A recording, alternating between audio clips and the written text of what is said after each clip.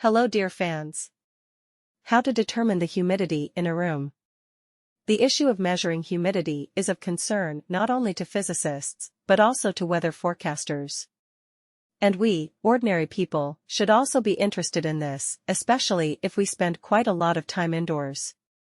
After all, excessive humidity has an adverse effect not only on a person, but also on an apartment as a whole.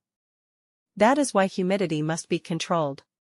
There are several ways to measure indoor humidity. Necessary. Hygrometer or psychrometer.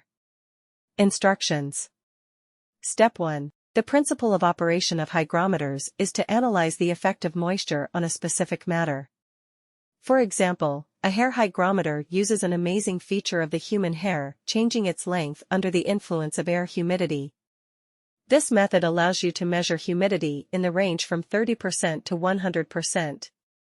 A film hygrometer uses a different sensitive element, an organic film. However, these types of hygrometers are less accurate than psychrometers, but in winter they are the main instruments with which humidity is measured. In addition to the above, there are several other types of hygrometers: weighing, ceramic, electrolytic, condensing. Step 2.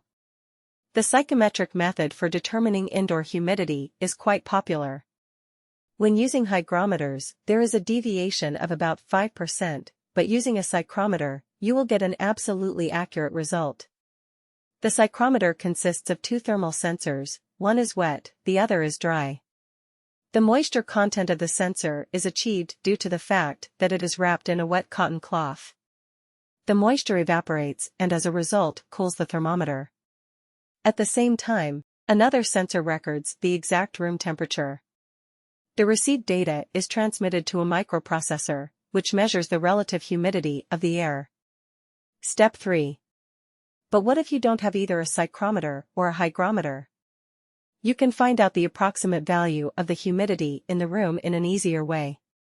Pour into a small glass of cold water, then refrigerate for several hours so that the water cools down to 3 to 5 degrees. Taking a chilled glass from the refrigerator, place it in the room in which you want to measure the humidity of the air, and the glass with water should be placed as far as possible from the heating devices. For several minutes, observe the glass surface. If the glass walls first fogged up, and after 5 minutes became dry, this means that the air in the room is dry. If the surface is still fogged up, then the room is moderately humid. High humidity is evidenced by the formed streams of water on the walls of the glass. Thanks for watching.